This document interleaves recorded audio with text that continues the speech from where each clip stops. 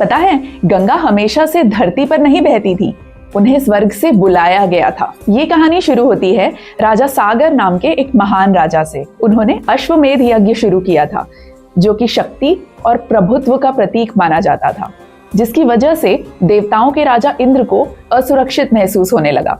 उन्हें डर था कि कहीं सागर उनसे ज्यादा शक्तिशाली ना हो जाए, और इसीलिए इंद्र ने यज्ञ का घोड़ा चुराकर उसे कपिल मुनि के आश्रम के पास बांध दिया। राजा सागर के सभी बेटे उस घोड़े की तलाश में वहां पहुंचे और बिना कुछ सोचे उन्होंने कपिल मुनि पर आरोप लगा दिया। कपिल मुनि ने आंखें खोली और उनके क्रोध और तपस्या की अग्नि से राजा सागर के पुत्र भस्म हो गए। कहा गया कि इनकी आत्माओं को मुक्ति तभी मिलेगी जब स्वर्ग की गंगा इन पर प्रवाहित होंगी।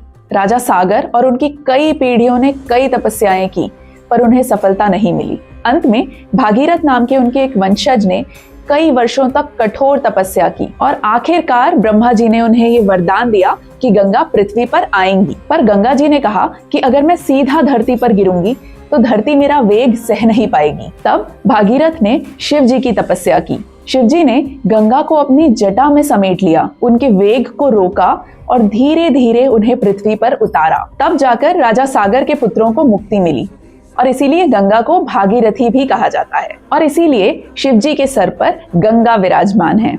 गंगा शक्ति का प्रतीक है, और शिव जी हमें सिखाते हैं कि अपनी शक्ति को संभालना भी एक जिम्मेदारी होती है। और अगले वीडियो में समझेंगे शिव जी के गले में सांप और भस्म का मतलब।